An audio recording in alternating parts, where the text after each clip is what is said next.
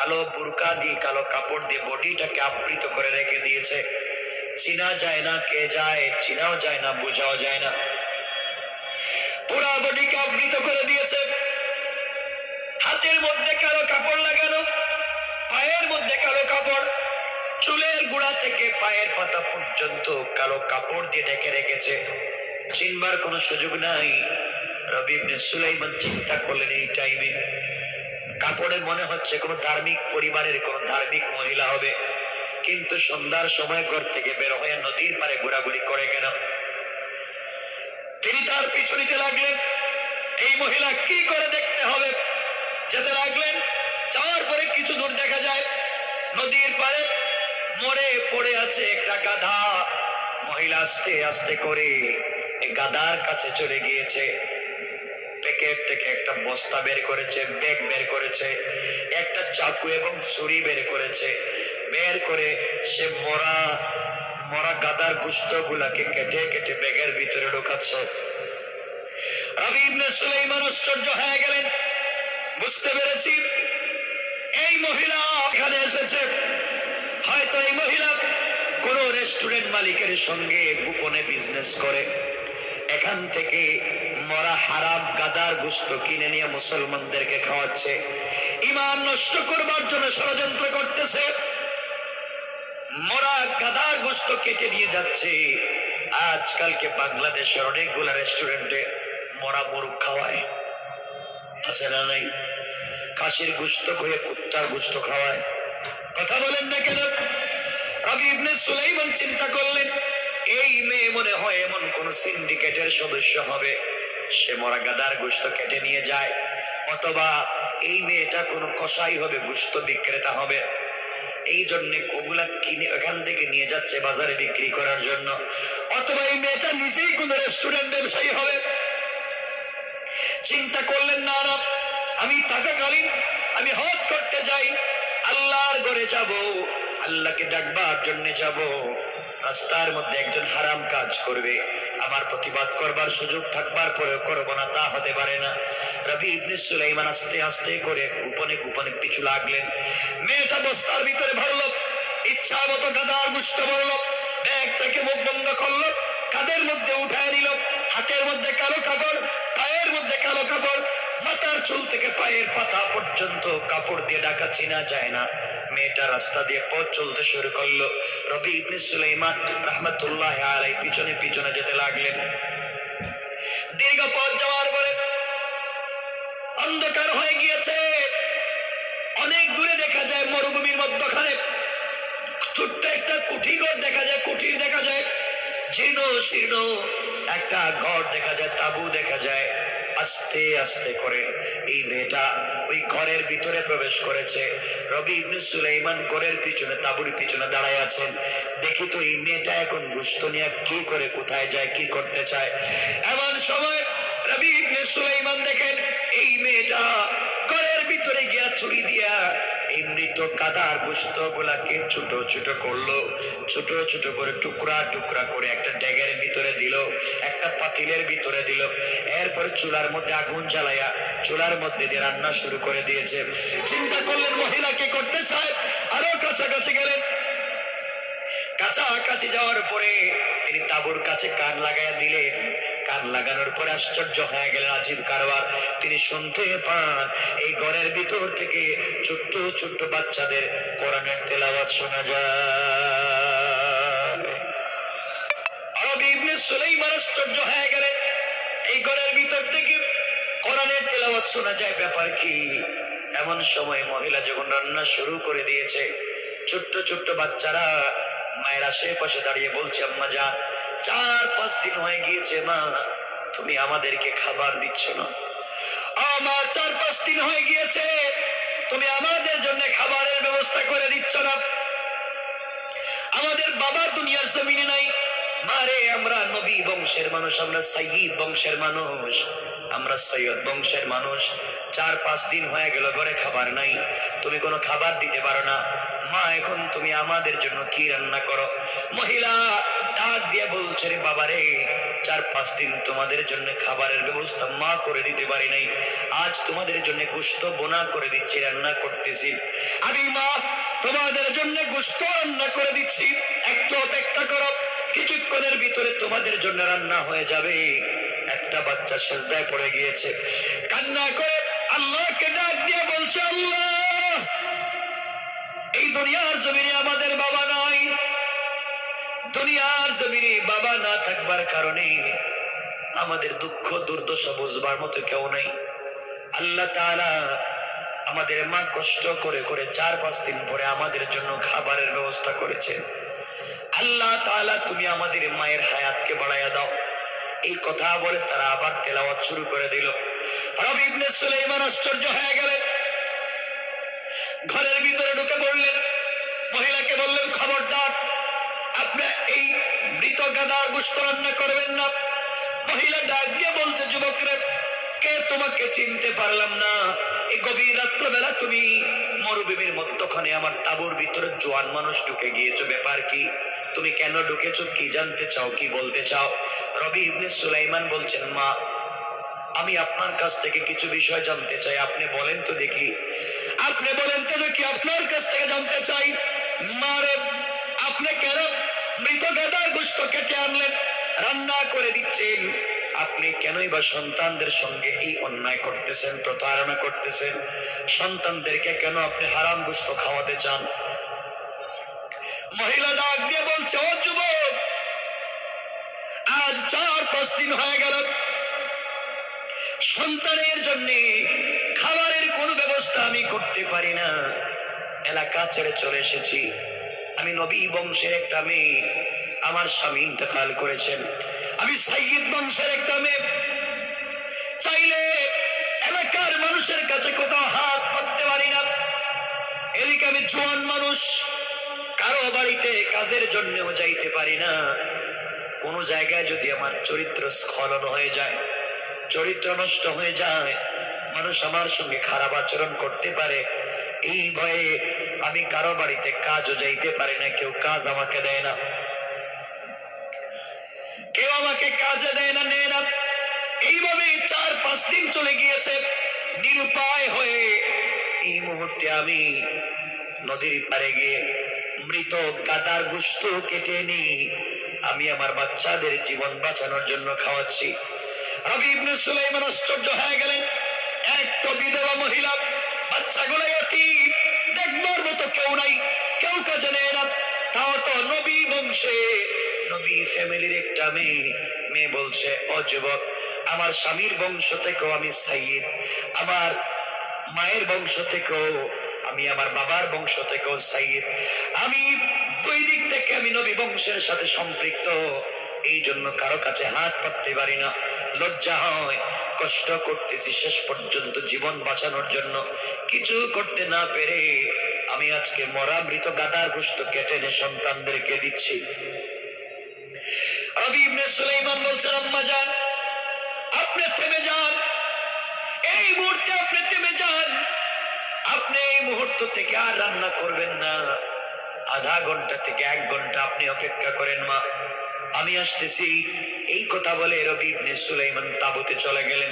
তাঁবুতে যাওয়ার পরে হজ্জে গেলে যতগুলো টাকা খরচ হয় সবগুলা টাকা পকেটে নিলেন, বাজারে গেলেন, বাজারে গিয়া অর্ধেক টাকা দিয়ে সবজি কিনলেন, হালাল গোশত কিনলেন, আটা কিনলেন, ময়দা কিনলেন, খাবার কিনলেন, একটা বস্তার ভিতরে ঢুকালেন, নিজের কাঁধে উঠালেন।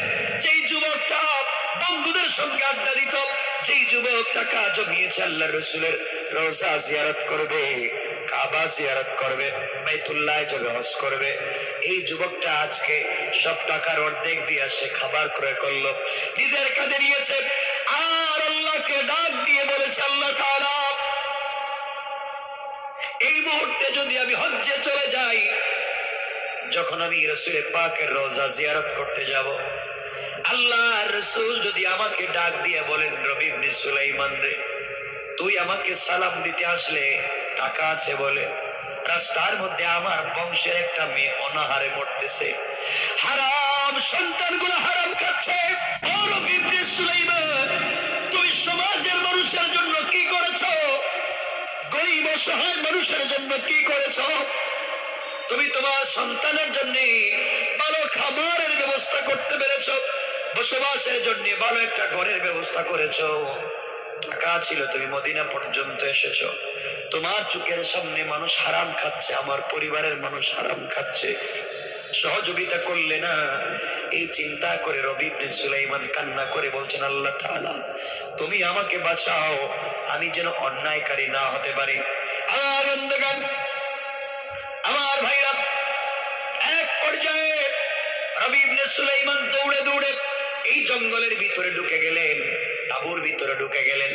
তাঁবুর ভিতরে গিয়ে মহিলাকে বলছেন, আম্মা জান, এই যে আপনার জন্য খাবার নিয়ে এসেছি, আজকে আপনি হারাম খাবার গুলা ফেলে দেন, আর জীবনে হারাম খায়েন না, কারো জন্য হারামের ব্যবস্থা করে দিবেন না। মারে, আপনার কথা আমি শুনেছি, আমার বড় ব্যথা লেগে গিয়েছে। আমার আপনাকে আমি বলতে শুনেন, এই মুহূর্তে আপনাকে আমি বললাম, আজকে খাবার দিলাম, 1 মাস থেকে 2 মাস পর্যন্ত আমি যে খাবার কিনে দিয়েছি আপনার চলবে।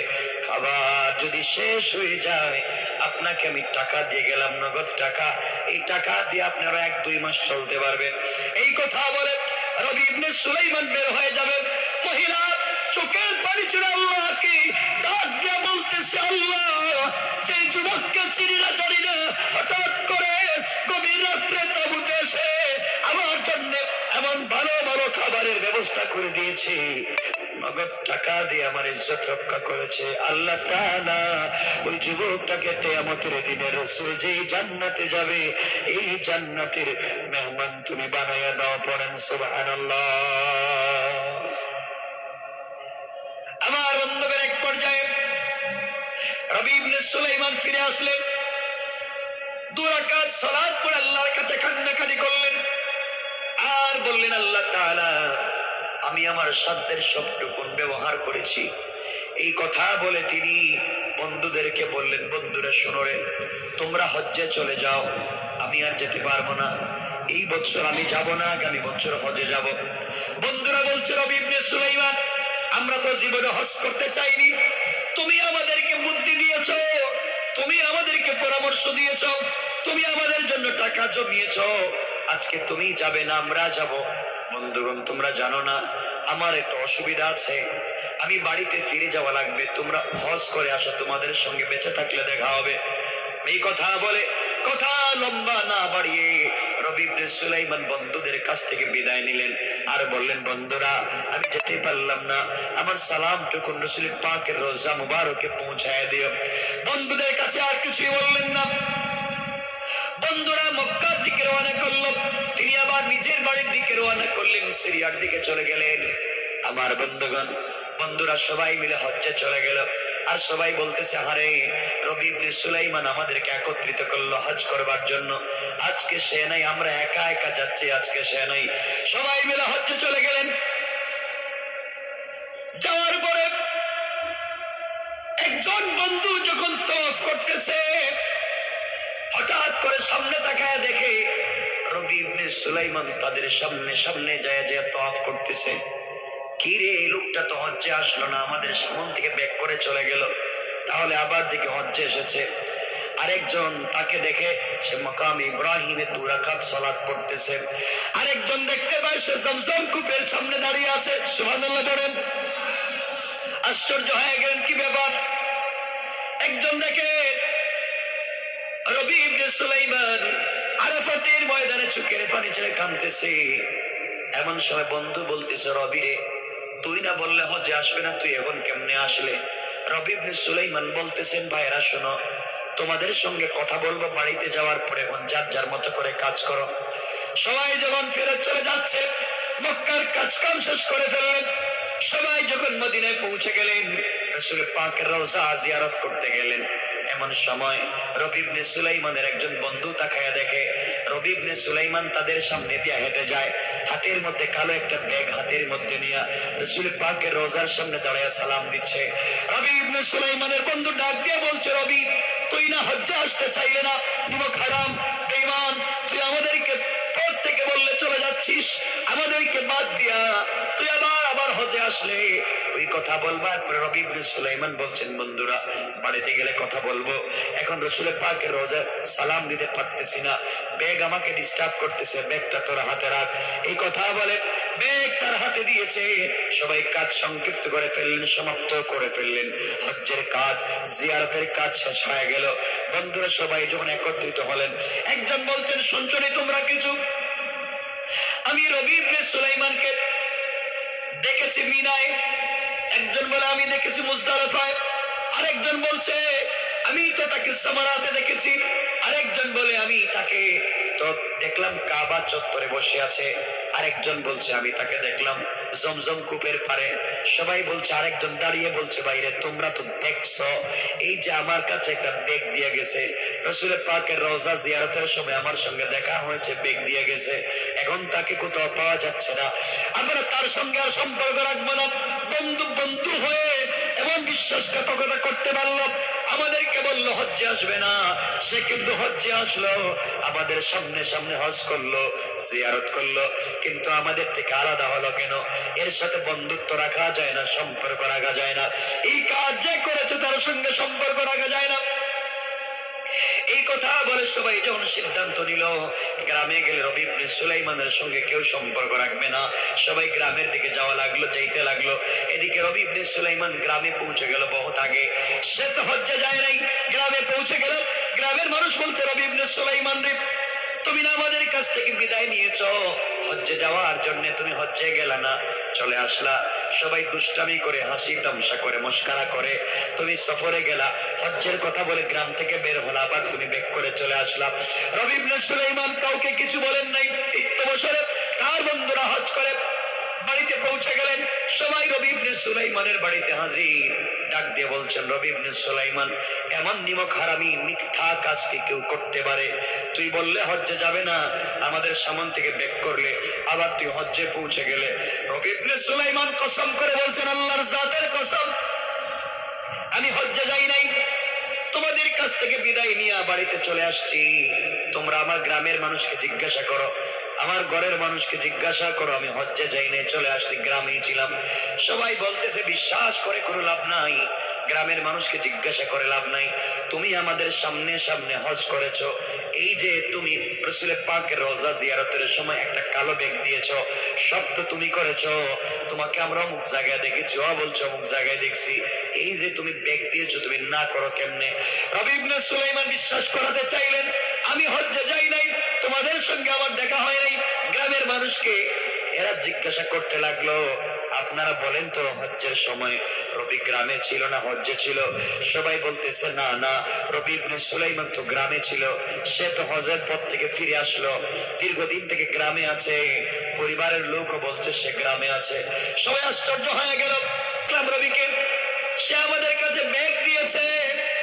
সবাই যখন চিন্তা করতেছে আসলে ব্যাপারটা কি, গভীর রজনীতে রবি ইবনে সুলাইমান কান্না করতে করতে, আল্লাহর কাছে কান্না করতে করতে শুয়ে পড়লেন। শোয়ার পরে স্বপ্নে দেখেন, রবি ইবনে সুলাইমান স্বপ্নে দেখে বিশ্ব নবী তার ঘরে হাজির হয়ে গিয়েছে। রাসূল পাক সাল্লাল্লাহু আলাইহি ওয়াসাল্লাম ডাক দিয়ে বল, রবি দাঁড়াও। স্বপ্নে দেখতেছেন রবি দাঁড়িয়েছে, রবি ইবনে সুলাইমানের কপালে চুম্বন করেছে, আর বলছেন, রবি টেনশন করতেছো, তুমি হজ্জের ব্যাপার নিয়ে টেনশন করতেছো? ইয়া রাসূলুল্লাহ, সবাই আমাকে কষ্ট দিচ্ছে আর বলছে আমি নাকি হজ্জে গিয়েছিলাম। আল্লাহর রাসূল বললেন, রবি ইবনে সুলাইমান, তুমি হজ্জে যাও নাই এটাও ঠিক, তারা তোমাকে দেখছে তাও ঠিক। ইয়া রাসূলুল্লাহ, দুটো কেমনে হলো? আল্লাহর পয়গম্বর বলেন, রবি ইবনে সুলাইমান, তুমি হজ্জের সমুদায় টাকা দিয়ে আমার পরিবারের, আমার বংশের একটা বিধবা মেয়েকে সহযোগিতা করেছো, ইয়েতিম বাচ্চাগুলোকে সাপোর্ট দিয়েছো। আল্লাহ রাব্বুল ইজ্জত ওয়াল জালাল তোমার এই কাজের উপরে সন্তুষ্ট হয়ে গিয়েছে। কাজের উপরে সন্তুষ্ট হয়ে তুমি হজ্জে যাও নাই, আল্লাহ তোমার সুরতে একজন রহমতের ফেরেশতা পাঠাইয়া তোমার নামে এই বছরের হজ করে দিয়েছে। আর রবি ইবনে সুলাইমান কিয়ামত পর্যন্ত এইভাবে হজ করবে। রবি ইবনে সুলাইমান বলছেন, ইয়া রাসূলুল্লাহ, আমি নাকি তাদেরকে আপনার রওজা জিয়ারতের সময় বেগ দিয়েছি, এই যে আমাকে ওরা বেগ দিয়ে গিয়েছে। আল্লাহর পয়গম্বর বলেন, রবি ইবনে সুলাইমান রে, এই বেগটা তুমি তাদেরকে দিয়েছো কথাটা এমন না, তারা তো তোমাকেই দেখেছে। এই ব্যাগটা আমি বিশ্ব নবী আল্লাহর রহমতের ফেরেশতার কাছে উঠাইয়া দিয়েছি। তুমি আমার পরিবারের জন্য যা যা করেছো, আমি রাসূল খুশি হইয়া তোমার জন্য হাদিয়া পাঠাইয়া দিলাম। সুবহানাল্লাহ বলেন। রবি ইবনে সুলাইমানের ঘুম ভেঙে গিয়েছে, চোখের পানি ছেড়ে কাঁদতে লাগলেন। তাহাজ্জুদের সালাত পড়ে আবার ঘুমিয়ে গেলেন। ঘুমের ঘরে আবার স্বপ্নে দেখেন রবি ইবনে সুলাইমানের মাথার কাছে বসছে একজন ফেরেশতা, পায়ের কাছে বসছে আরেকজন ফেরেশতা। রবি ইবনে সুলাইমানের পাশাপাশি দুইজন বসে আছে। এমন সময় একজন ফেরেশতা বলতেছে, তোমরা কি জানো এই বছর হজ কত লোক হয়েছে? কেউ বলছেন 3 লাখ, কেউ বলছেন 2 লাখ, এভাবে বর্ণনা পাওয়া যায়। আশরাফ আলী তানভী মালফুজা তিনি এসেছেন 4 লাখ। একজন বলছে 4 লাখ এই বছর হজ্জে হাজি হয়েছে। তাহলে কয়জনের হজ কবুল হয়েছে? আরেকজন বলছে একজনের হজ কবুল হয় নাই। কি বলো তোমরা? এত মানুষ হজে আসলো, কারো হজ কবুল হয় নাই। আরেকজন বলছে একজনের হজ কবুল হয়েছে। কার হজ? একটা লোকের হজ কবুল হয়েছে, তার নাম রবি ইবনে সুলাইমান। রবি ইবনে সুলাইমান আশ্চর্য হয়ে গেলেন। তাহলে শুধুমাত্র কেবলমাত্র আমার সুরতে আল্লাহ যাকে পাঠিয়ে দিয়েছেন সেই ফেরেশতার হজ কবুল হয়েছে, লক্ষ লক্ষ মানুষের হজ কবুল হয় নাই। ফেরেশতা ডাক দিয়ে বলছে, ভাই রে, ওই একজনের কারণে আল্লাহ সকল হাজিদের হজ এই বছর কবুল করে নিয়েছে। এই জন্য আমি যা পড়েছি, আল্লাহ রাব্বুল ইজ্জত ওয়াল জালাল বলছেন, ওয়াল্লাযীনা ইয়াকুলুনা রব্বানা সরিফ আন্না আযাব জাহান্নাম ইন্না আযাবাহা কানা গারামা। আল্লাহ রাব্বুল ইজ্জত ওয়াল জালাল বললেন, সাকারাতের আগে, গারগারার আগে, দুনিয়ার জমিন থেকে বিদায় নেওয়ার আগে দুনিয়ার জমিনে যদি ভালো কাজ করতে পারো, আল্লাহর কাছে গুনার জন্য তওবা করতে পারো, আল্লাহ বলছেন, গোলাম রে, তোর গোটা দুনিয়ার জিন্দেগির গুনার জন্য আমি আল্লাহর দরবারে আমার দেওয়া কপাল আমার কুদরতের পায়ে লাগাইয়া, আমার দেয়া চক্ষু থেকে পানি ছেড়ে দেয়া, আমার দেয়া জবান দিয়ে আমাকে যদি আল্লাহ বলে ডাক দিয়ে গোটা জিন্দেগির গুনার জন্য তওবা করে আমি আল্লাহর দিকে ফিরে আসতে পারবো না, আমি আল্লাহ কথা দিলাম তওবা করতে দেরি হবে গোলাম রে, আমি আল্লাহ তোমার জিন্দেগির গুনাহগুলোকে মাফ করে দিতে আমি আল্লাহর 1 মিনিটও দেরি হবে না। পড়েন সুবহানাল্লাহ। আল্লাহর গোলাম যারা, আল্লাহর গোলামের 1 নাম্বার গুণ অহংকার করা যাবে না।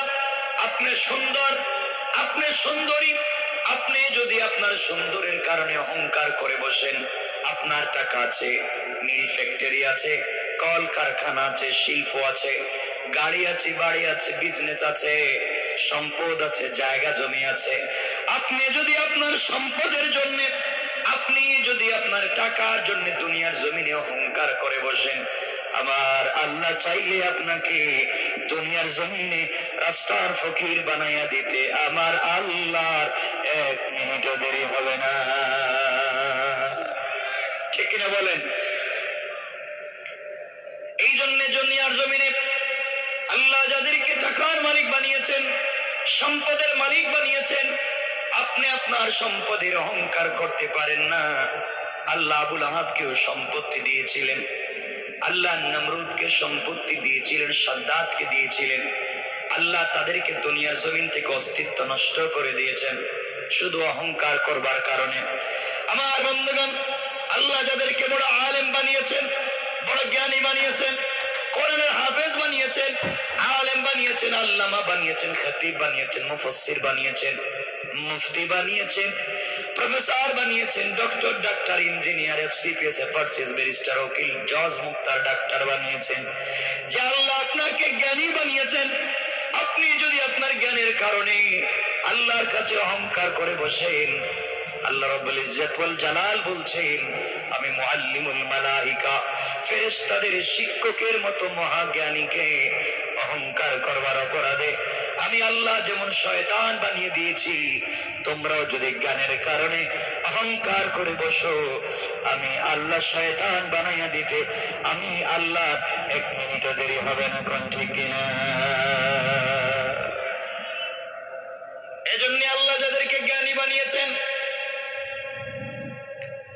আল্লাহ যাদেরকে জ্ঞান দিয়েছেন, আপনি জ্ঞানের কারণে অহংকার করতে পারেন? বলেন পারেন? এই জন্য আল্লাহর গোলামের 1 নম্বর গুণ হলো আমার গোলাম দুনিয়ার জমিনে কোনোদিন অহংকার করবে না। সুতরাং আল্লাহকে আসতে আপনারা যদি নিজেকে আল্লাহর গোলাম মনে করেন, অহংকার বাদ দিয়ে নিজেকে মাটির মতো করে সমাজে চালান। রিক্সাওয়ালাকে মানুষ মনে করেন, ভ্যানওয়ালাকে মানুষ মনে করেন, কৃষিকাজ যারা করে তাদেরকে মানুষ মনে করেন, সবাইকে মানুষ হিসাবে দেখেন, ছোট লোক বড় লোক দেখবেন না। আল্লাহর গোলামের 1 নম্বর গুণ অহংকার করা যাবে না। আল্লাহর গোলামের 2 নম্বর গুণ আমার আল্লাহ বললেন ওয়াইদা খাতাবাহুমুল জাহিলুনা ক্বালু সালামা। আল্লাহ রাব্বুল ইজ্জত ওয়াল জালাল বললেন এই দুনিয়ার জমিনে যারা আমি আল্লাহর গোলাম দাবি করবে, এই দুনিয়ার জমিনে যারা নিজেকে আমি আল্লাহর গোলাম মনে করবে, আমি জবাব দিবে না, আমার গোলামকে মারলে মারের জবাব দিবে না, বরং আমি আল্লাহর গোলাম যারা দুনিয়ার জমিনে দাবি করবে, আমার গোলামকে কেউ গালি দিলে গালির জবাব দিবে না, বরং গালির জবাবে শান্তি আর সালামতির দোয়া করে যায়। পড়েন সুবহানাল্লাহ। পাওয়া যাবে? বলেন না। গালি দেননি আপনারা? না, আপনারা তো উলিয়া উলিয়া পর্যায়ে পৌঁছে গেছেন, গালি দেন না। রাস্তাঘাটে তো গালি গালাজ করে কে? বাড়িতে দেখবেন গ্রামে যদি 2 মহিলা মানে একটু ঝগড়া লাগে, তো ঝগড়া লাগে মানে গালির মনে হয় কি মনে হয় অরিজিনাল ফ্যাক্টরি খুলেছে। কথা বলেন না কেন? ঠিক কিনা বলেন? এগুলা কেন? সমাজকে নষ্ট করেছেন আপনারা। এজন্য কাউকে গালি দেওয়া যাবে? কথা বলেন না কেন? আমাকে কথা দেন, কাউকে গালি দিবেন? বলেন গালি দিবেন? গালি দিবেন। শুধু ওয়াজ বলার জন্য বলছি না, বুঝাবার জন্য বলছি, কাউকে গালি দিয়েন না। তাহলে আল্লাহর গোলামের 1 নম্বর গুণ অহংকার করা যাবে। 2 নম্বর বলেন না কেন? সবাই বলে লাগবে গালি দেওয়া যাবে। আল্লাহর গোলামের 3 নম্বর গুণ আমার আল্লাহ বলছেন ওয়াল্লাযীনা ইয়াবিতুনা লিরাব্বিহিম সুজদান ওয়া কিয়ামা। আল্লাহ রাব্বুল ইজ্জত ওয়াল জালাল বললেন এই দুনিয়ার জমিনে যারা আমি আল্লাহর গোলাম দাবি করবে, যারা নিজেকে আশিক রাসূল দাবি করবে, আমি আল্লাহর গোলামের 3 নম্বর গুণ হলো আমার গোলাম দুনিয়ার জমিনে বিপদে পড়ে গেলে রুকু করবে আমি আল্লাহর পায়ে, সিজদা করবে আমি আল্লাহর পায়ে। আমি আল্লাহর গোলাম যারা আমার জন্য দাঁড়াবে, আমি আল্লাহর গোলাম যারা আমার জন্য রুকু করবে, আমি আল্লাহর গোলাম যারা আমার জন্য সিজদা করবে। এক কথায় দুনিয়ার জমিনে আল্লাহর গোলাম যারা নিজেকে দাবি করবে, আল্লাহর গোলামের 3 নম্বর গুণ হলো রুকু সিজদা আল্লাহর পায়ে করবে। সুতরাং আজকাল যারা আল্লাহর পা ছাড়া পীরের পায়ে সিজদা করে, মাজারে মাজারে গিয়ে সিজদা করে, আল্লাহর কসম তারা আল্লাহর গোলাম হতে পারে না। ঠিক কিনা বলেন? আপনাদের কষ্ট হইতেছে? একজন উঠেন, 2 জন বসেন কেন? বিড়ি খাইব? বিড়ি খাইব না কি? খিদার বিড়িটা এটা কি খান? ডায়াবেটিস? ডায়াবেটিস আপনারা বিড়ি খান? ফ্যাক্টরি কোথায়? কেন খান? তখন কি মজা? এটা স্বাদ কি? বাদ দেন, পচা জিনিস খাওয়ার অভ্যাস আপনাদের। ইনশাল্লাহ বলেন, বিড়ি খাওয়া বাদ ইনশাল্লাহ। কালকে তো ওই ওয়াস্তে যাওয়ার সময় খুব একটু বিড়ি দিয়ে মানে খারাপ তো আপনারা হয়েছেন, সমাজকে নির্লজ্জ করেছেন আপনারা। আগেকার যুবকেরা ছেলে মেয়েরা ভালো ছিল, রাস্তা আজ থেকে 50 বছর আগে রাস্তায় বসে দুইটা ছেলে গল্প করতেছে, দেখছে এদিকে একজন মুরব্বী যায় এলাকায়, একজন তার মুরব্বী যায়, তার সিনিয়র কেউ যায়, সবকিছু ফেলায় দৌড় দিছে, সম্মান দিছে। আর আজকালকে সম্মান, মেয়ের জামাই শ্বশুরের গ্যাস জিগায় আপনার কাছে একটা বিড়ি থাকলে দেন।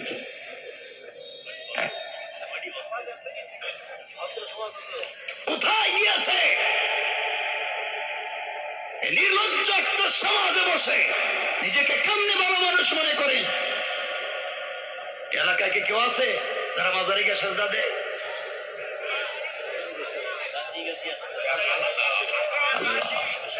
এলে তো রূপ ধরতে পারছে মনে হচ্ছে। এখানে কেউ থাকলে হাত উঠান, দেখি হাত উঠান। কে উঠাইতে না? আপনাদের মনে হইতেছে আমার অসুবিধা হইতেছে, বুঝছে?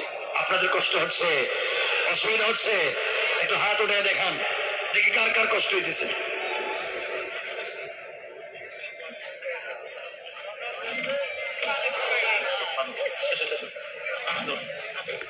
একজন উঠবেন না, উঠলেই বুঝবো রোগ আছে ভিতরে। আমি বুঝে ফেলবো যে এই রোগ যে যাইতেছে, পশ্চাৎ ধরলো যাইবেন না, আমি যতক্ষণ না যাই। এলাকায় কেমন কে কেউ আছে মাজারে সেজদা করে, পীরের পায়ে সেজদা করে? বাচ্চা হচ্ছে না শাহজালালের মাজারে, ঠিক কিনা? শিরক। আল্লাহ ছাড়া যারা পীরের পায়ে সেজদা করে, মাজারে মাজারে সেজদা করে, মাজারে গিয়ে গোলাপ জল দেয়, আগরবাতি জ্বালায়, মোমবাতি জ্বালায়, এগুলো শিরক। এগুলো কোন মুসলমান ভালো মানুষের কাজ হতে পারে না, পারে না। গাছের গুড়া কি কম, গাছে দিব পাতি, গাছে বাতি জ্বালায়, গাছে রশি বেঁধে রাখে, লাল কি লাগাই রাখে, এগুলো আসেনি এলাকায়। আমারে বলা লাগবে কেন মাজারে যা?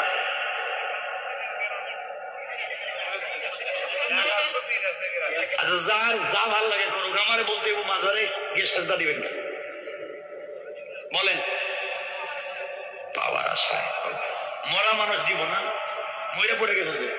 যে মরে গিয়েছে তার দেওয়ার কোন ক্ষমতা নাই। কথা বলেন না কেন? যারা মরে গিয়েছে তাদের চাইতে আপনারা বহুত ভালো। যে বদমাইশ, চোর, জিনাকার, বাটফার, ফেন্সিডিল ব্যবসায়ী, সে যদি জিন্দা থাকে মরে যাওয়া একজন অলির চাইতে ভালো। ঠিক কেমনে বুঝলেন? কারণ যে মরে গিয়েছে সে চাইলে একটা সেজদা দিতে পারবে না, যে মরে গিয়েছে চাইলে কোরআন তিলাওয়াত করতে পারবে না, যে মরে গিয়েছে চাইলেও দুনিয়া উঠে একবার একটা আল্লাহর কদমে নামাজ পড়তে পারবে না। কিন্তু যে জিনাকার চাইলে আজকে তিলাওয়াত করতে পারবে, সেজদা দিতে পারবে, তওবা করতে পারবে। কথা বলেন না কেন? বাপার কাছে গিয়ে চাইবেন, বাপ দিব। এখন সমাজে দেখছি দুইজন মানুষ এখন দুই পীরের কাছে মরে যায়, কৌ যে উনি ফেল করলে উনি পাস করবো, একজন না একজন কিয়ামতের দিন আমার আটকাইব। আমার বলা লাগবে এগুলো কোথায় পেয়েছেন?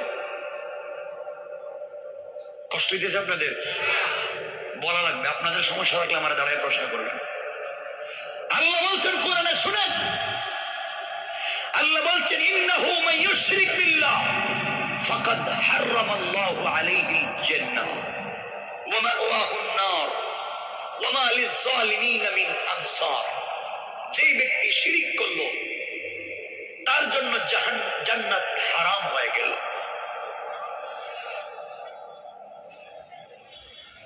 আল্লাহ বলছেন যে শিরক করলো তার জন্য জান্নাত হারাম, তার জন্য জাহান্নাম ওয়াজিব। ওয়া মা লিয-যালিমিন মিন আনসার, কিয়ামতের দিন কোনো সাহায্যকারী থাকবে না। Stress about travel? Agoda के साथ करो travel stress free।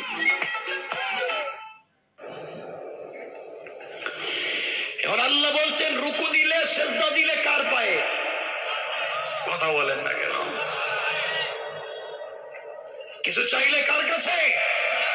আল্লাহ ছাড়া কেউ দেওয়ার ক্ষমতা নাই, ঠিক কিনা বলেন?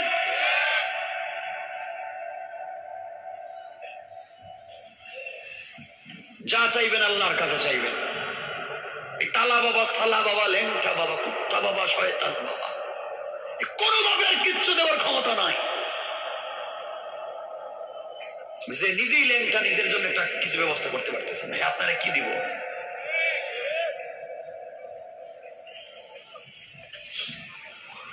আল্লাহ বলছেন কিছু যদি চাও, হাইয়া আলাল ফালাহ, কল্যাণের দিকে আসো, আমি দিব। মসজিদে আসো। গভীর রাত্রে আল্লাহ বলছেন আল্লাহু আরশিস্তাওয়া, আমি আল্লাহর আরশে আসিবে থাকি, কিন্তু রাত্র গভীর হয়ে গেলে আরশে আসিবে থাকি না রে পাগলা। তোর ঘরের দরজায় হাজির হইয়া আমি ডাক দিয়ে বলি আলা আমি মুস্তাগফিরিন ফাগফিরাল্লাহ, আলা আমি মুস্তারজিকিন ফারজুকাল্লাহ। এই পাগল, সারাদিন শয়তানি করছস, এখন চাক দিয়া দিব, দিয়া দিব। আর আপনি যাইতেছেন এর দরবারে। লেনটার কাছে কি আছে? যা আছে সব তো দেখাই যাইতেছে, এর কাছে যাইতেছেন আপনারা এটা যাওয়ার জন্য। লজ্জা শরম তো থাকা দরকার একটা মানুষ। কমন সেন্স, জেনারেল নলেজ বাদ দিলাম, কমন সেন্স তো থাকা দরকার। কষ্ট পাইতেছেন আমার কথায়? এ তো খারাপ মানুষ। বাবা থুতু ফলে এটাও খায়, মানে ওই যে কি যে সুপারি নাকি চাবাইয়া রাখি এটাও খায়। পা দোয়া পানি, বডি দোয়া পানি, এটাও 10 টাকা করে বোতল বিক্রি হয়। বড় পীর এদিনকে এটার নাম দিছে গোসল শরীফ। গোসল শরীফ, গোসল শরীফ নাম দিছে, গোসল করায়। পিসাবের মাথা থেকে পা পর্যন্ত ধুইয়া এই পানি বোতলে বইরা বইরা মুরিদেরা 10 টাকা করে বরকতের জন্য কিনে কিনে খায়। আরে পাগল, এই পানি মাথায় যখন দিছে কত জায়গা ধুইয়া মুইয়া নামছে। হ্যাঁ, এই পানি তোমরা খাইতেছো বরকতের জন্য। নাউজুবিল্লাহ বললেন না?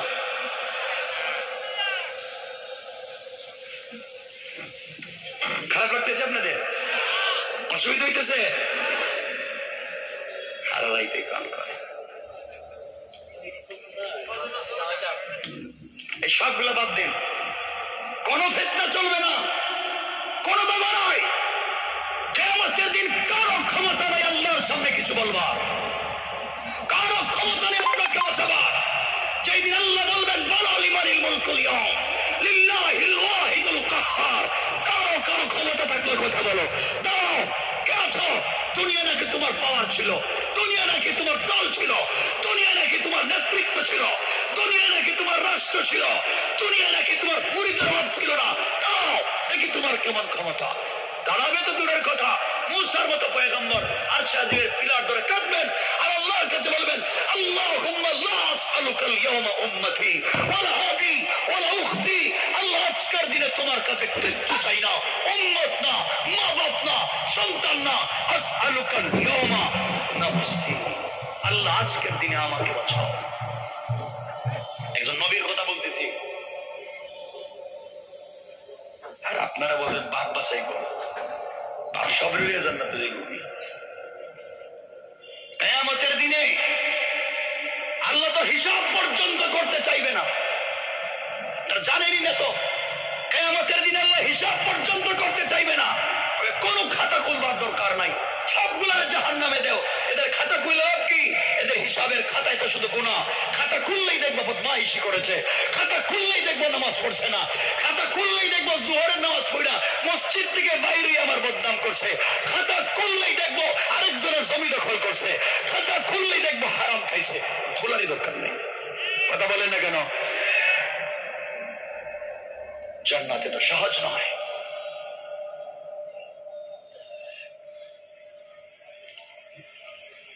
জান্নাত চাইলাম আর পাইলাম, জানেন না এদিন কি ঘটবে। এজন্য শিরিক করা যাবে? মাজারে সেজদা দেওয়া যাবে? প্রমাণ থাকলে আমারে বলেন, কোনো আপত্তি নেই, বলেন যে মাজারে সেজদা দেওয়া জায়েজ। বলেন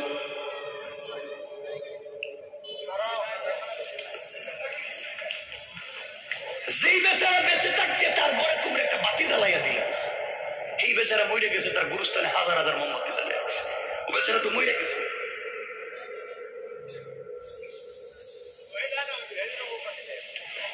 এগুলা সব বাদ দেন, শিরিক বাদ দেন,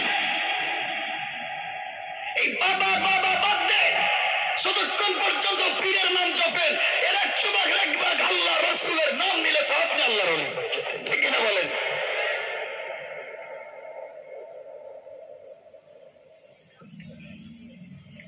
এই জন্য এগুলো বাদ, কোনো কল্যাণ নাই, কোনো কল্যাণ নাই। কল্যাণ দিতে পারেন একজন, তিনি কে? তিনি কে? আল্লাহর চাইতে বড় কেউ আছে? তিনি তো সবাইকে দেন, তিনি তো সবার কাছ থেকে নেন। আল্লাহর কাছে চান, আল্লাহর সঙ্গে দুষ্টামি করবেন না। আল্লাহ চাইলে তাপড়াইয়া 10 তলার থেকে গাছ তলায় নামায় দিতে পারে। আর যদি আল্লাহর কাছে পড়ে যান, আল্লাহ চাইলে কান ধরে গাছ তলার থেকে 10 তলায় উঠাইয়া দিতে পারে।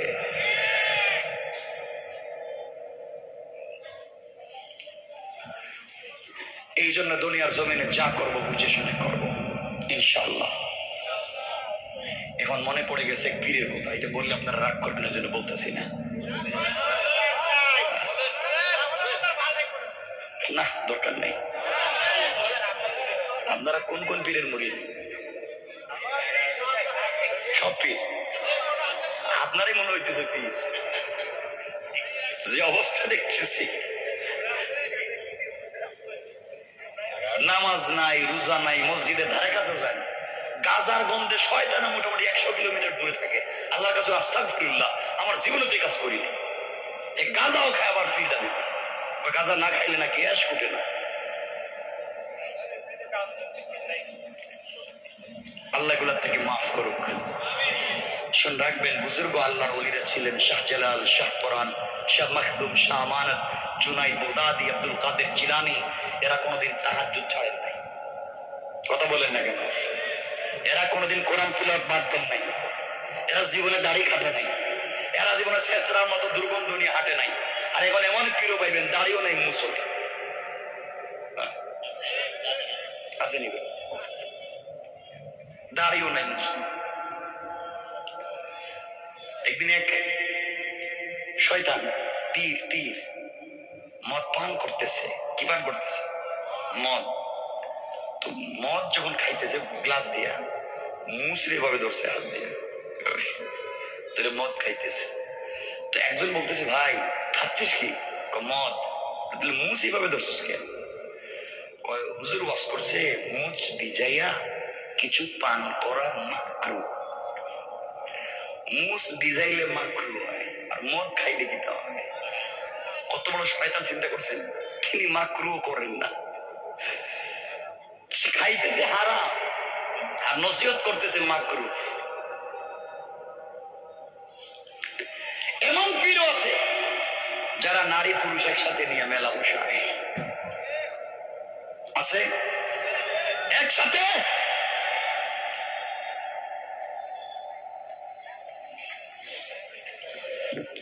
এক পীরের নাম, এ বলছে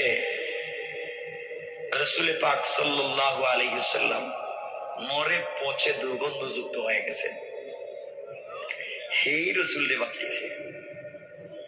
নাউজুবিল্লাহ বলেন। আচ্ছা, এমন কথা যদি কেউ বলে, কি ঈমান থাকেনি? কোনটা আপনারা বলেন না ঈমান থাকেনি? আরে আপনার চাইতে বড় পীর কে? আপনার সব থেকে বড় পীর আপনার মার বাবা। আপনার সব থেকে বড় পীর মার বাবা। নতুন গাছে লাউ আসছে, কাউরে খাওয়ায় না, বেগে বইরে নিয়ে পিসাবে খাওয়ায়, কথা বলেন না? বাজার থেকে আপেল আঙ্গুর কিনে মারে দেয় না, পিসাবে খাওয়ায়। শয়তান। তোর পীর তোরা বড় করে নাই, তোর পীর তোরা 10 মাস পেটে রাখে নাই, এই মা কষ্ট করে 10 মাস পেটে রাখছে, মারে খাওয়ায় না, পিসাবে খাওয়ায়। আর কত যুবক আছে বাপরে বাপ কয় না, কয় বাপরে কয় বুড়িয়া আছে নি, বাপরে বাপ ডাকে না, বুড়ে কয়। আর শ্বশুর বাড়ি গিয়া শাশুড়িরে কয়, আম্মা আপনি আঙ্গুর খাইবেন না আপেল খাইবেন? ঢাকা শহর থেকে বিদেশ থেকে টাকা পাঠায় মা বাবার কাছে না, পাঠায় শ্বশুর বাড়ি। এগুলো আসেনি ভাই, বলেন না আছে?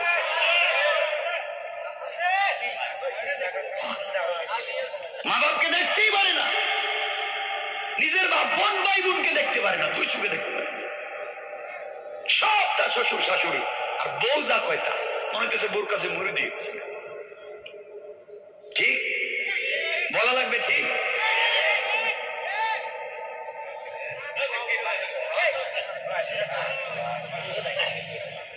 আমি কি বলতে চাই বুঝেন? কিছু ভালো মহিলাও আছে, যতক্ষণ পর্যন্ত নারীরা ঘরকে শান্তির ঘর করতে হবে, যদি তার বড় বোন আর মার ওয়াজ না শুনে, বাসা থেকে আসার সময় বড় বোনের ওয়াজ আর মায়ের নসিহত নিয়ে আসে, আইসা ঘরের ভিতরে মেলে গেল, ঠিক আছে? এগুলো করা যাবে না, এগুলো বাদ দিয়ে দেন।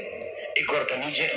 শাশুড়ি যারা আছেন তারা ছেলের বউকে নিজের মেয়ে মনে করেন, আর ছেলের বউ যারা আছেন তারা শাশুড়িকে নিজের মা মনে করেন, তাহলে ফিতনা থাকবে না ইনশাআল্লাহ। বলেন ইনশাআল্লাহ। আপনার ইনশাআল্লাহ বলে লাভ কি? যারা বলছো এরা তো জানেই না কি হইতেছে।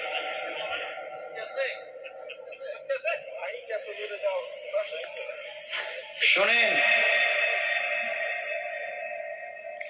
আজকাল অনেক খারাপ হয়েছে যুবকেরা, আল্লাহকে ওয়াস্তে কিছু বললাম যে বিয়ের পরে দেখবেন কিছু মেয়ে আছে আইসি শ্বশুর বাড়ি জায়গা বড় হুজুরের কাছে, মসজিদের ইমাম সাহেব, মাদ্রাসা বড় হুজুর, হুজুরের কাছে। হুজুর কি একটা গরম তাবিজ দিন। কি তাবিজ? গরম তাবিজ দেন। কেন? স্বামী যা ইনকাম করে, যা টাকা পয়সা সব যেন আমারে দেয়, খালি আমি ওর চৌকে আমি ছাড়া যেন আর কিচ্ছু না দেখে। কথা বলেন। হুজুরও করে একটা সুযোগ পাইলাম, আমারে 1000 টাকা বেশি দিবেন, একটা অরিজিনাল টাটকা গরম তাবিজ দিতেছি। কেমন তাবিজ? Direct action. কেমন? ওই যে একটা তাবিজ বালিশের নিচে, একটা কম্বলের ভিতরে, একটা কোমরে, একটা নাকি কোমরে, একটা ওই যে চৌকি বা পালঙ্গের পিলারের নিচে, একটা চুলার ভিতরে, যেন জ্বললে তো ভিতরে জ্বলবে, ঠিক জানে দেখে। আরেকটা ভিজাইয়া পানি খাওয়াইবেন, তাহলে ভিতরটা একবারে পরিষ্কারে ক্লিয়ারে বাড়িয়ে যাব, ঠিক আছে নি? আর আরেকটা তাবিজ, যে হুজুর এই তাবিজ লেখছো তোমার কপালে ঠাডা পড়বার জন্য ঠাডা। এই কথা বলে নাই? কথা বলা লাগবে, ঠিক কিনা বলেন? হুজুর আপনার এই তাবিজ লিখতে কইছে কোন শয়তানে? তাবিজ দিয়ে আজকে মা বাবার মধ্যে স্বামী স্ত্রীতে ঝগড়া, বাবা ছেলে ঝগড়া, ভাইয়ে ভাইয়ে ঝগড়া, পরিবার অশান্তি, জাদু টুনা কুফুরি কালাম এগুলো ভরে গেছে, ঠিক কিনা বলেন? এগুলা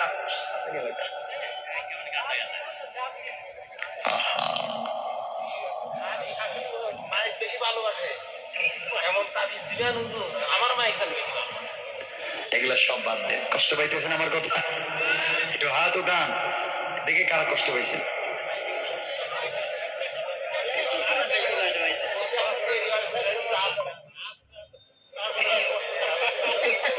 আচ্ছা শুনেন কি বলতে চাই বুঝেন।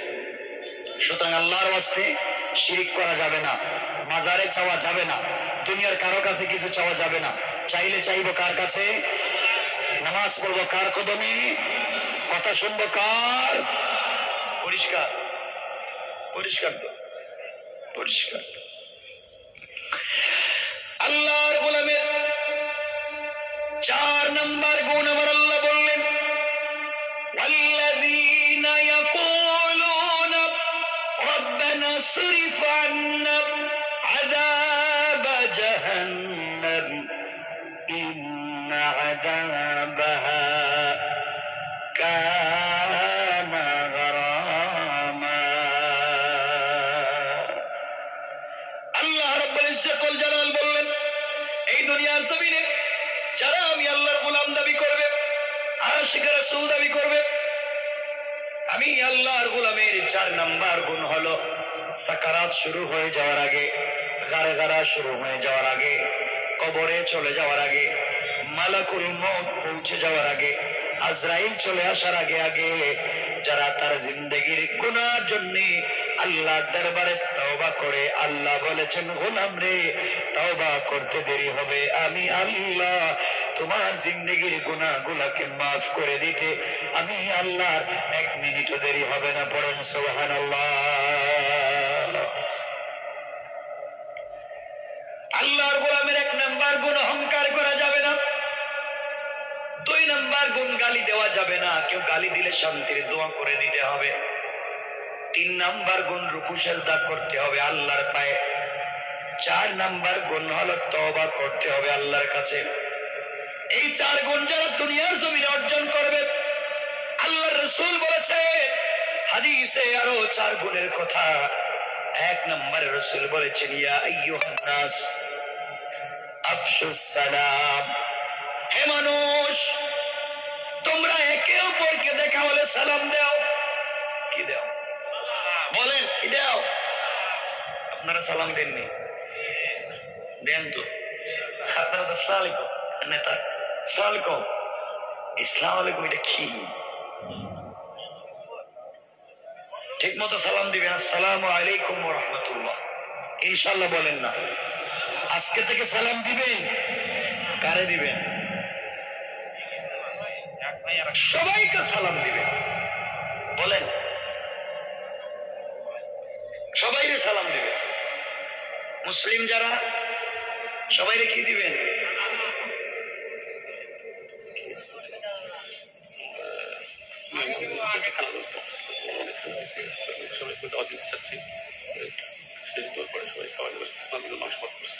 সবার জন্য ঠিক আছে, আপনারা সবাই খেয়ে যাইবেন, আপনাদেরকে খাওয়ার দাওয়াত। কিছু কমতে এরা মনে খাইতেন খাইবেন, এজন্য এখন ইচ্ছা মতো সাউন্ড দিবেন, খালি যেগুলো বেশি খাইতে পারবেন। ঠিক আছে তো, সবাইকে দাওয়াত দেওয়া হইল। যাই হোক, দুনিয়ার জমিনে রাসূল পাক বলেছেন হাদিসের 1 নাম্বার গুণ সালাম। 1 নাম্বার বলেন, 1 নাম্বার আজকে থেকে সালাম দিবেন, যারে পাইবেন রাস্তাঘাটে সালাম। হিন্দু, আমি অমুসলিম ব্যতীত বলছি, মুসলিমদেরকে সালাম দিবেন। কি দিবেন? সালাম। যাকে পাইবেন ছোট বড় সবাইরে সালাম। সবাইরে বাসায় গিয়া বউরে দিবেন তো, আজকে গিয়ে দরজা দাঁড়াইয়া বলবেন বউ সালাম আলাইকুম, তোমার খুব ভালো লাগতেছে। ঠিক আছে তো? বউ কইব কি রে বাপ, জীবনে সালাম দিল না দেখে আজকে হঠাৎ করে সালাম দেখেন, ব্যাপারটা কি? এজন্য সব ভাব সালাম দিবেন ইনশাল্লাহ আজকে। মাঝে মাঝে আর শুনেন, মাঝে মাঝে বউর হাতের রান্না বলবেন বউ তোমার হাতের রান্না যে কি স্বাদ, কি যে মজা, মন চায় যে পিলির শুদ্ধ ভাঙ্গিয়া খেয়ে ফেলে। আস্তে আস্তে করে এভাবে করবেন, দুজন মিলেমিশে চলবেন ইনশাল্লাহ। বলেন না? মায়েরাও তো খারাপ, বোনেরাও তো খারাপ। এরা সারাদিন যেই ড্রেস পরে ঘরে কাজ করে, রান্না বান্না করে, কাপড় ধোয়, ঘর মুছে, এই ড্রেস পরে আবার স্বামীর সাথে রাত্রে ঘুমায় থাকে। এটা মনে ভুল বলছি? ঠিক এইটাই পরে ঘুমায় যায়। আর নতুন জামা কাপড় যা আছে, ড্রেস, লেহেঙ্গা, হিল, জুতা, এরপরে লিপস্টিক সব লাগাইয়া যেদিন মার্কেটে যাইব এদিন যায়, যেদিন বিয়েতে যাইব এদিন এগুলো ইউজ করে। ঠিক কিনা? তো আপনি এগুলো করেন। অনেক মহিলারা দেখবেন মার্কেটে যায়, যাওয়ার সময় একটা ব্যাগ হাতে নিল, কেউ 3/4 প্যান্ট, স্যান্ডো গেঞ্জি, মার্কেটে যাচ্ছে, ব্যাগ একটা হাতে নিয়ে লিপস্টিক লাগাইছে, আর বাচ্চা একটা আছে, এটা স্বামীর কাছে দিয়ে দেয়, স্বামীটার পিছনে করতেছে। কত বড় শয়তান চিন্তা করেন, হ্যাঁ এটা নিয়ে হ্যাঁ করতেছে, কারণ বউ দারোগার মতো সামনে হাঁটতেছে। বডিগার্ড দোকানে ঢুকা দোকানের স্টাফ বলছে ম্যাডাম থ্যাংক ইউ সালাম বসেন। জি জি জি। আর ও বলছে ও আমার সার্ভেন্ট, আমার কর্মচারী। এগুলো সব আপনারা করেছেন। পরিবারকে সুন্দর করেন, পরিবারকে সুন্দরভাবে তৈরি করেন ইনশাআল্লাহ। বলেন আপনি কোনোদিন বলছেন আপনার বউরে যে তোমার যে দামি শাড়ি এনে দিছি, দামি অর্নামেন্টস জুয়েলারি এনে দিছি, এগুলা পরে আমার সাথে রাত্রে ঘুমাইব বলছেন?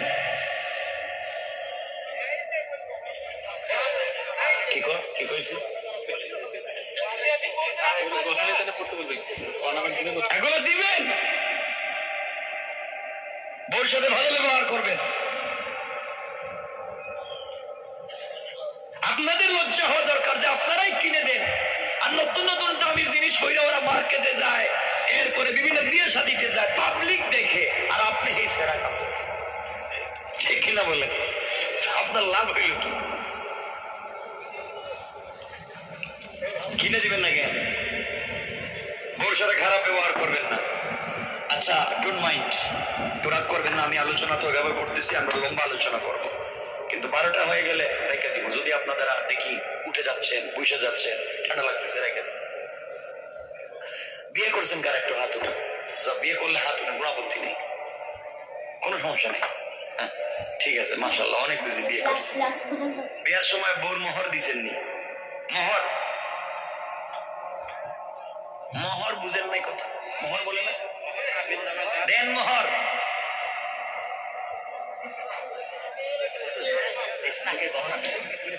মোহর দিছে, এই যে কাগজে লিখছিলেন 2 লাখ 3 লাখ 5 লাখ 10 লাখ, টাকাটা দিছেন, বাকি কেন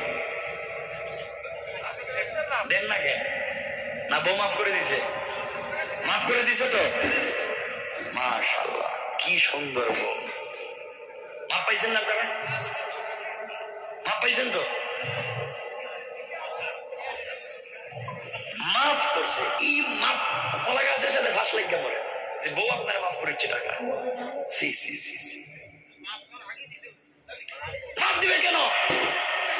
মাফ দিছে, মাফ যে বউ দিছে, কালকে বউরে তালাক দেন, দেখবেন কোর্টে গিয়ে লাভে আসলে দেওয়া লাগবে।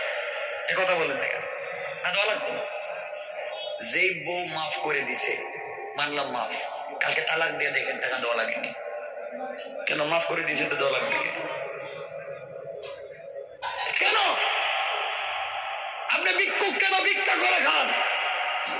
বউর টাকা দেন না? নামাজ রোজার মতো ফরজ, বউর টাকা দিয়েন, মোহরের টাকা দিবেন না? লম্বা লম্বা কথা বলবেন সমাজে, সে তো লজ্জা স্বরূপ তো থাকা দরকার আপনাদের। বউর মোহরের টাকা দেন না,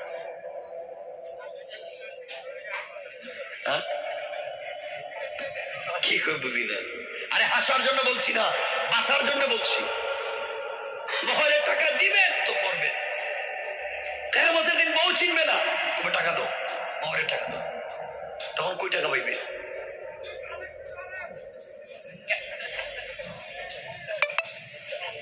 খারাপ লাগতেছে আপনাদের?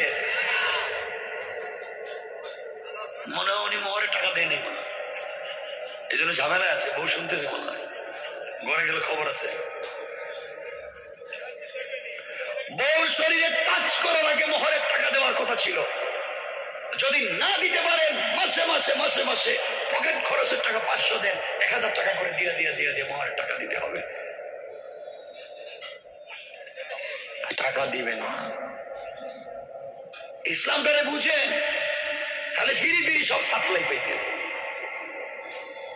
মোহরের টাকা দিবেন। আর যারা বিয়ে করো নাই, বিয়ের সময় কোনো ধরনের যৌতুক নিবা না, ইনশাল্লাহ। যৌতুক নিবাও না, যৌতুক দিবাও না, যৌতুক নিবা না, ঠিক আছে তো? কিছু হয় না। বউ যৌতুক নিও না, আর যৌতুক দিও না, আল্লাহ যেন হেফাজত করেন। বেচারা মেয়ে জন্ম দিছে দেখে কি ঠেকছে? কি একটা নির্লজ্জের কথা যে আজকালকের মুসলিমরা মোহরের টাকা দেয়। আপনি দুনিয়ার সব করতে পারেন, বউ টাকা দিতে গেলে শুধু মাফ, খালি মাফ। টাকাগুলা দিয়ে দিয়ে আস্তে আস্তে জয় টাকা লিখছিলেন কাগজে। আমার বন্ধুগণ, রাসূল পাক বলছেন আফসুস সালাম, 1 নম্বর সালাম।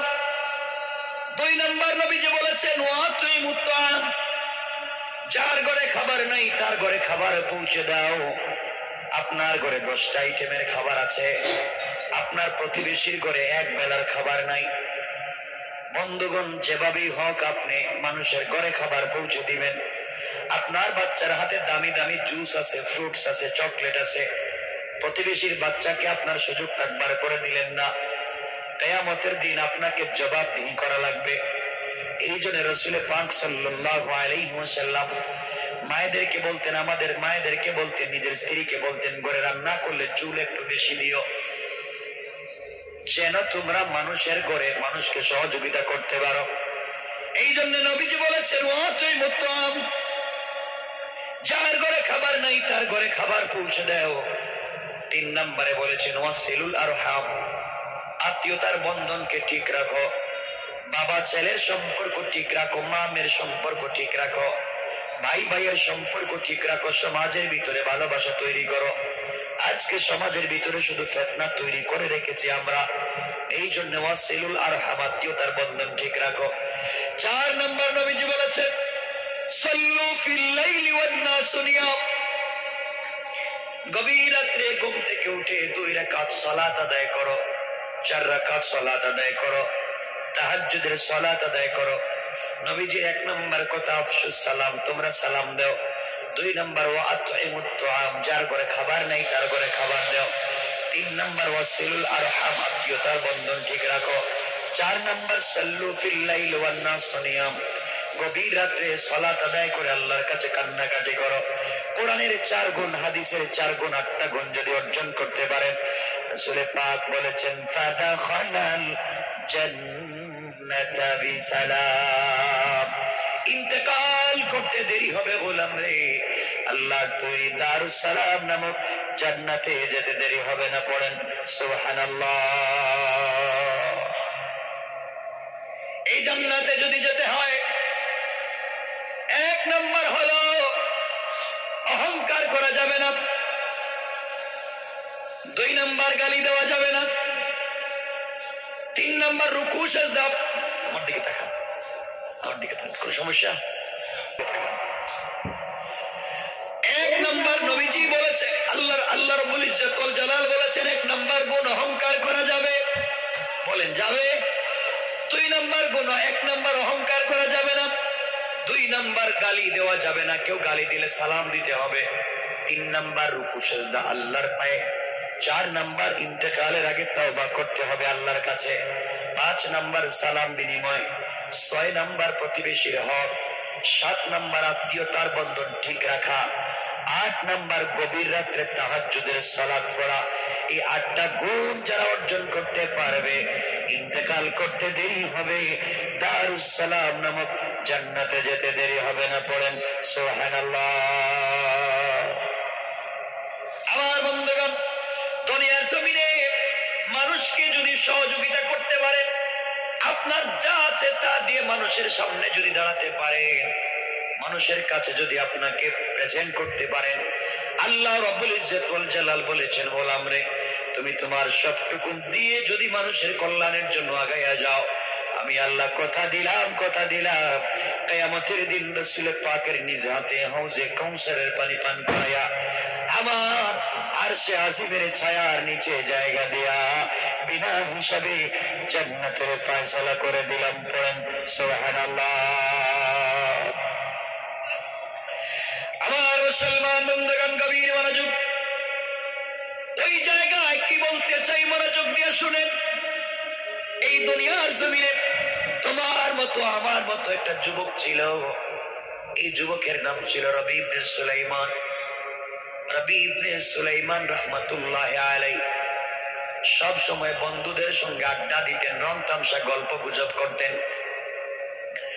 টাকা পয়সাও ছিল, বন্ধুদেরকে নিয়ে বিভিন্ন জায়গা ঘুরতে যেতেন, আনন্দ করতেন, ভ্রমণ করতেন,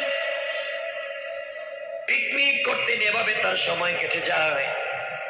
এই রবি ইবনে সুলাইমান রাহমাতুল্লাহি আলাইহি একদিন মুশরিকিন বন্ধুদেরকে বললেন, জীবনে কত ঘোরাঘুরি করলাম, কত রং টং করলাম, সব তো দুনিয়া রেখে যেতে হবে।